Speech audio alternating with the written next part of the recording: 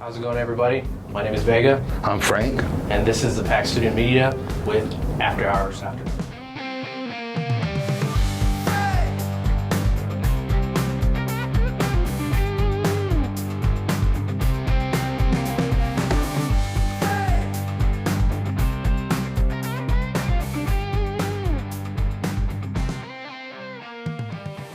So, a little bit about myself. I'm a psychology major.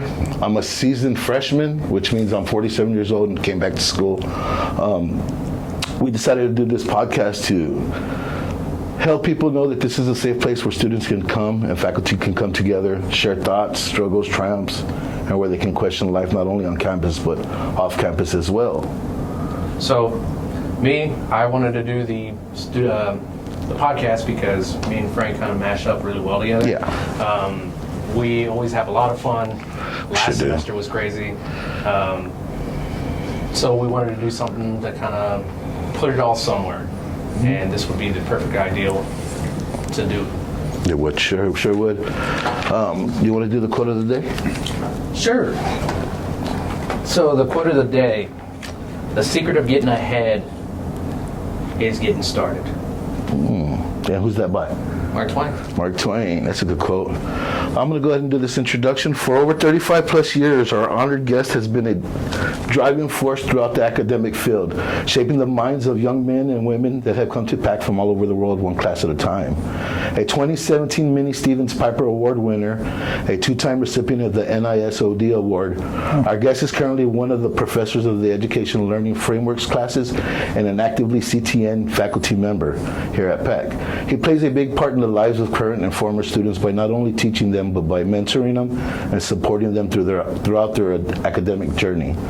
Professor is only one of the many hats he wears, along with mentor, peer, confidant, and most important, friend. His love for teaching cannot be measured by words alone. PAC cannot be more grateful for his academic service. Welcome our honored and distinguished guest, Dr. Daniel Rodriguez.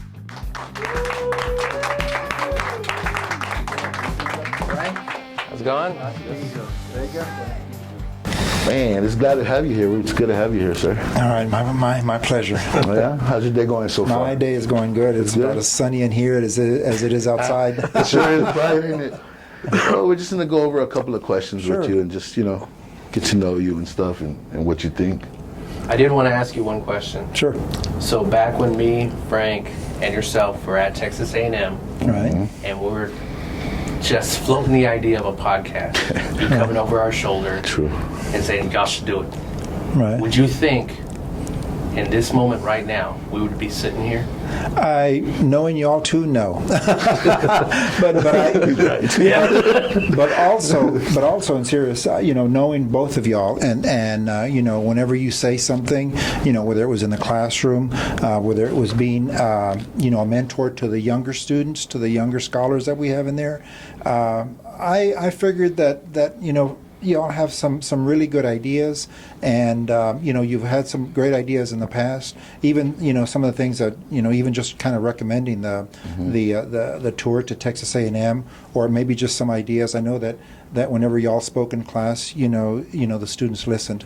So whenever y'all came and said we're going to do a podcast, and I was kind of over your shoulder, I said, yeah, this is something that they can do. This is something that and as professors, as employees, as individuals that are here at this great institution called Palo Alto College, we always encourage students that because that's how creativity is developed. It begins with one idea. Okay, just like the long journey begins with one step, it begins with one idea, and then we carry it forward.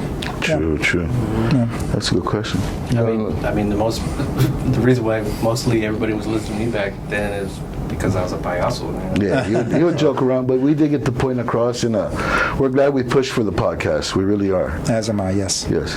Okay, Dr. Dan, well, thinking throughout your academic journey, who has had the biggest impact on you and why?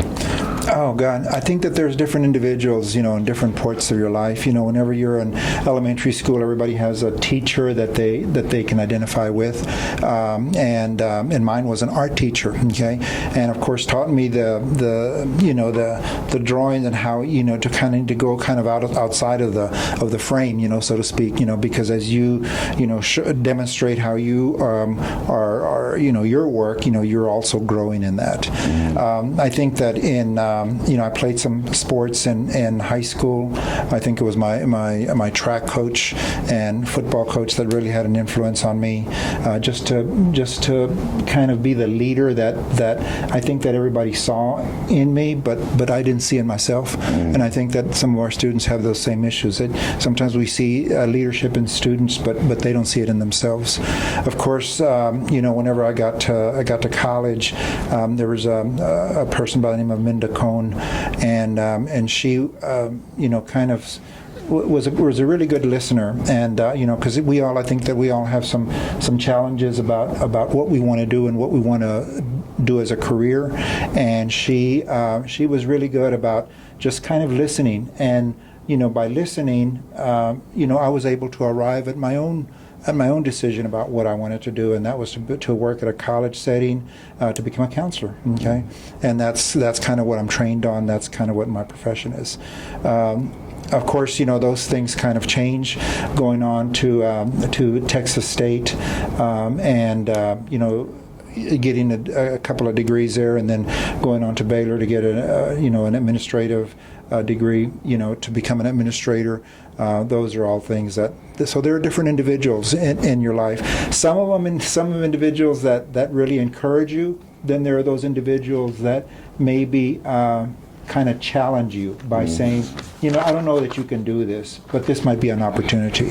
And as you get higher into higher education, there might be those individuals that say, you're not ready for that, and you go like, I'll prove you wrong, and I am ready for that. Yes, use it for fuel. Absolutely, Exactly. yeah. In the same way, maybe that y'all are using it for fuel. Okay, Yeah. and the things that whenever the things the challenges that we have, you're all overcoming those challenges.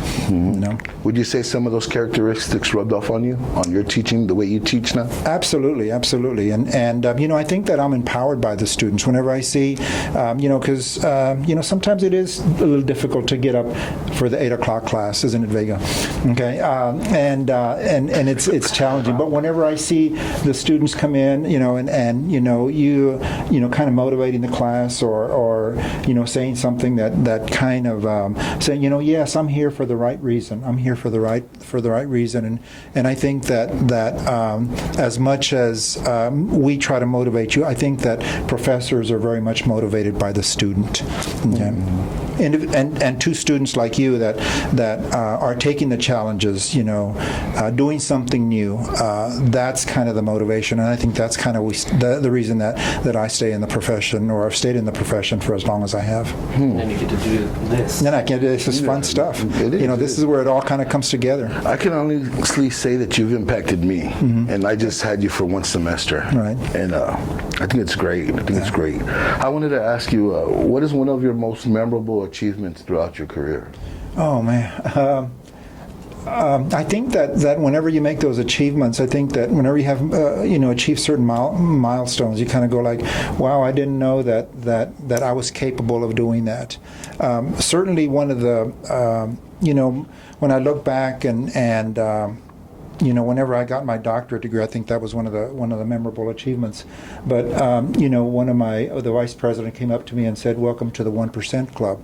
The percentage that reflects the percentage of Latinos who get a doctorate degree. So it was a 1% Club, and so individuals that are there, at certain moments, to help you, and I think that as whenever I started my career early on, I didn't want to ask for help. I think that I saw it as a sign of weakness, and I see that in our students. They see that asking for help as a sign of weakness. I can see that. Yeah. And I thought the same thing when I was growing up, when I was younger, and now I go, oh no, you know what? I'm going to get all the help I can get, because it's only going to help me get better. Do you believe it's a cultural thing, the machismo? I think that it might have to rest with that. I think that it might sit in that area. That I don't need help. I think that if we look at that, maybe then people might see my vulnerability. It's kind of like a pride thing. Right. It is a pride thing. Okay. And I think that maybe we learn it from our society, our parents, perhaps. Yeah. Oh no. We got a whole team to do that. No. Yeah. What else would you like to ask? So if you had any advice to give to the upcoming freshmen, what would you give them? Just to stay in school, first of all.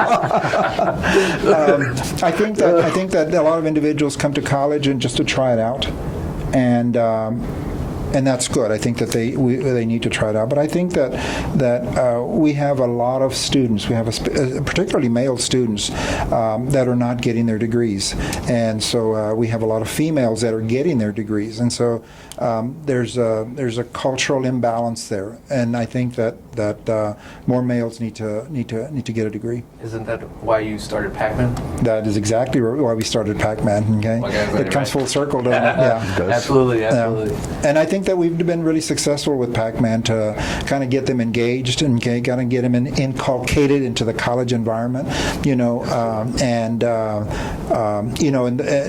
I think that I really believe that students that engage in activities outside of the classroom, and I think that research has shown this, individuals that engage in activities outside the classroom, in clubs and organizations, if there's a theorist by the name of Rendon, and she coined the theory, the validation theory. Okay, and if students feel validated, if they feel validated, then there's more likely that they're going to stay in that environment. Okay, if you ever maybe step into a house, into somebody's house, and you just don't feel welcome, you go like, let's leave. Okay, the same thing whenever students come to our campus, they need to feel validated, and they need to feel welcome here at this campus. And if they feel welcome, and if they feel validated, then there is a greater chance that they're going to stay in school.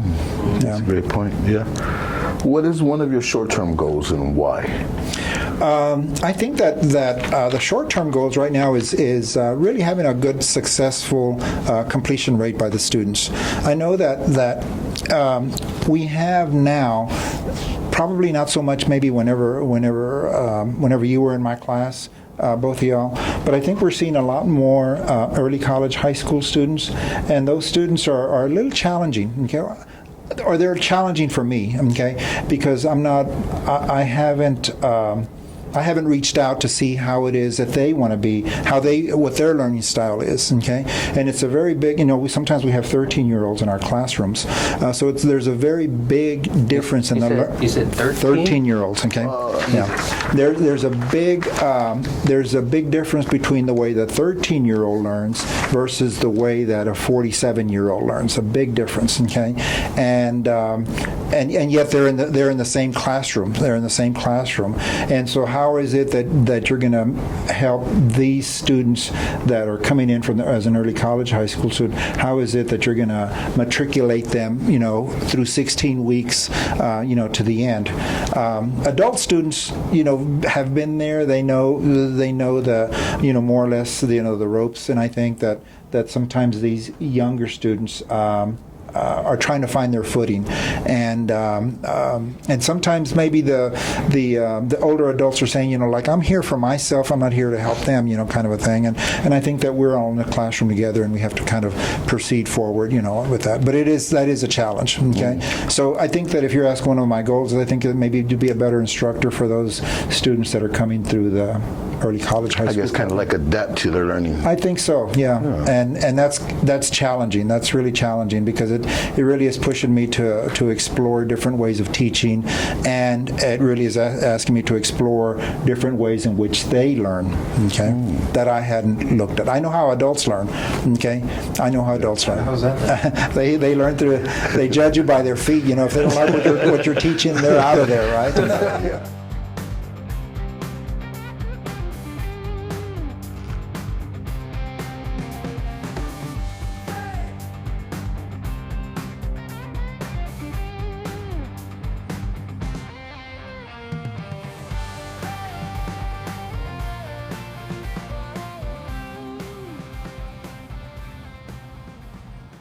Okay, who? If you had to spend a weekend with a historical figure, who would it be, and why? Maybe somebody like James Baldwin.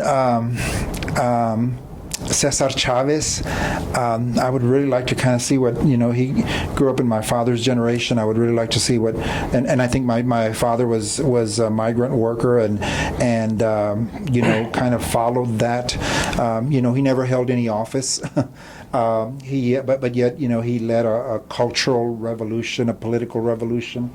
So I would like to maybe spend some time with him, just kind of pick his brain, see what his thing, and then maybe how we can help maybe this current, and maybe ask him what he thought about our current political climate, and what that is. It'd be very interesting. That would be interesting. Definitely. To pick his brain and stuff. Who would you choose? Me?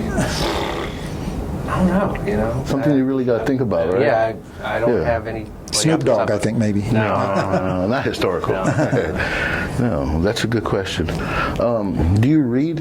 Yes. What are you currently reading? There's a book by the name of Goldstein right now, and he wrote a book about males and why males really aren't engaging in society, and part of it is the reason that we're in PAC men.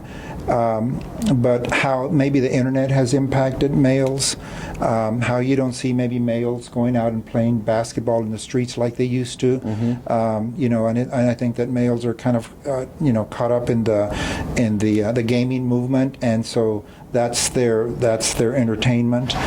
Males typically don't engage in conversation with other males, or and then for sure not with females, and so it's become a big social problem, and it talks about males. Yeah, I guess they haven't met us. yeah. We don't have that issue. No, we don't. We don't.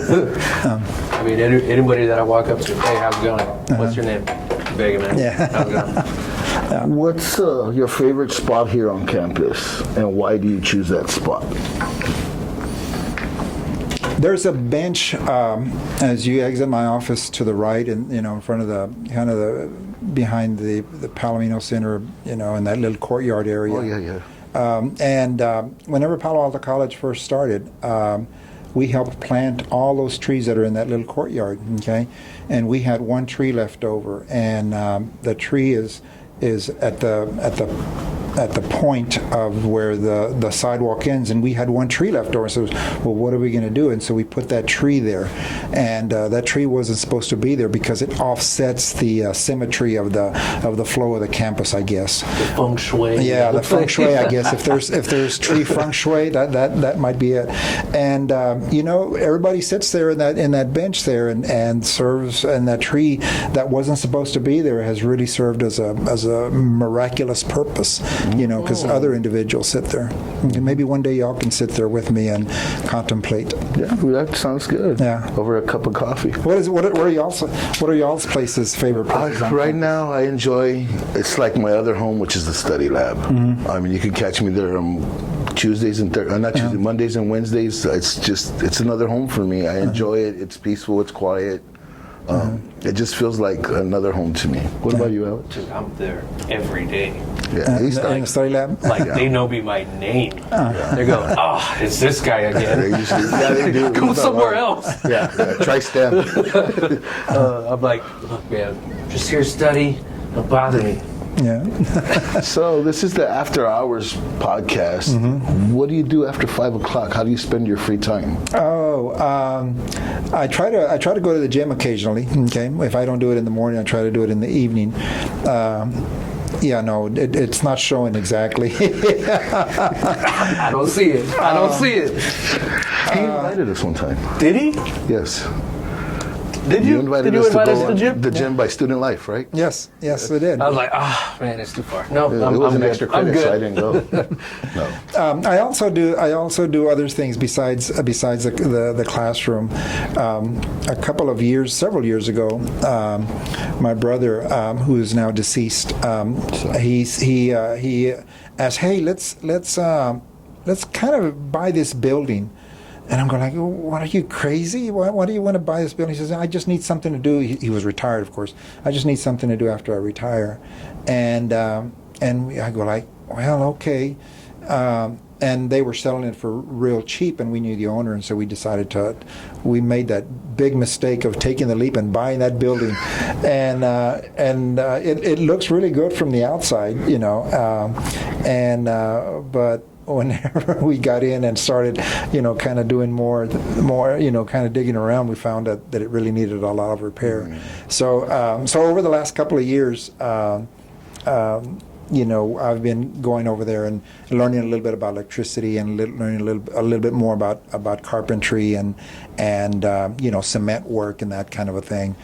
So that's kind of where I'm spending my time. And I find that sometimes at work, you spend all day, in the classroom lecturing, and you don't see the gains that you make. Maybe you'll see it at the end of the semester, but there are days whenever you come in and you go like, man, that lecture wasn't very good, or I really wanted to hit these points, and the students just weren't with me whenever I try to do that. And then sometimes, you just kind of need a place to go and find yourself, okay, and do something with your hands, mm-hmm. okay. And at the end of the day, you can say, yes, I created this bench, or I sheetrocked this wall, or I painted this wall, or I ran these wire, whatever it is that you do, and you can see immediate returns. Mm-hmm. Something that maybe you're not able to see in the classroom. I definitely have some place like that as well, just to disconnect. Mm-hmm. Mm-hmm. Right. Because school this semester has mm-hmm. been punch in the face, should I say. I went from 2 classes to 5. Wow. So, yes. I thought it would be easier, but no, it wasn't. Yeah. So I have to disconnect. Right. Otherwise, the mind's just going to keep on going. Right. I think that's awesome how y'all purchased that building, and at first you seemed like it was a mistake. Right. After hearing you, it's like it's serving its purpose mm-hmm. for you. You get to see right. your gains. Right. It's a refuge, kind of like and you see that, and I'm glad that we did that. Sometimes I still scratch my head and go like, are we ever going to see a return on this? And we have. I think that we converted some of that building into some apartments, and now you're going to see, there's some return, financial return, that you can see there. It's serving more than just a financial return. It's a home to other people. Absolutely. You're absolutely right. Never thought of it like that, but yeah, it is a home for, and it's, we try to make the living conditions good living conditions and a fair at a fair price, and I think that those kinds of things are hard to find in today's society. Well, if you need help for anything like that, mm-hmm. let me know. I know a lot of people that do that. There you go. My pops, electrician. Yeah. Me, I'm check both those. So. You lost your Yeti last semester. Did you find it? I haven't. In fact, I've lost 2. I've lost 2 Yetis. Well, so now I have a Yeti that belongs to Tiffany, and it has her name on there, and it's bright You're pink. Still using Tiffany's Yeti? I'm still using Tiffany's Yeti. Yeah, we just PAC Media. We didn't want you to be using that anymore, so we went ahead and got you something. Isaiah, would you like to bring a gift up front? All right. So we took it upon ourselves to get you a little gift for helping us and pushing us in the correct direction. I know it's not your Yeti, but it's definitely Sick'em Bears. All right, look at this. And that's not all. That's not all. You can't drink coffee out of that if you're not wearing a Baylor shirt. All right. So I hope I got the size correct for you. But it's just small? a token of our buff. It's buff. It's a token of our appreciation. Paint it on for you and the work you do here. I hope it'll fit you. Oh, it'll absolutely fit me. And like I said, it's just a token of our appreciation. Thank you. Can we get a Sick'em Bears from you? Oh, Sick'em Bears. It go like that. Sick'em Bears. Oh, man. In conclusion, we'd like to thank El Profe, a.k.a. Professor Daniel Rodriguez, for his time and insights on the importance of education learning frameworks and just life in general. The CTN organization is an important asset of networking. And again, we just want to thank you for our time. All right. Thank you very much. Thank you, appreciate you coming out. Thank you, This is Vega. Well, this is Vega. This is Frank. And we're After Hours Podcast signing off. All right. Thank you.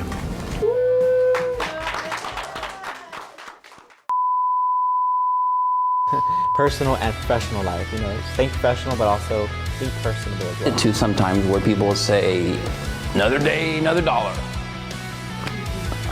I could not live with that perspective.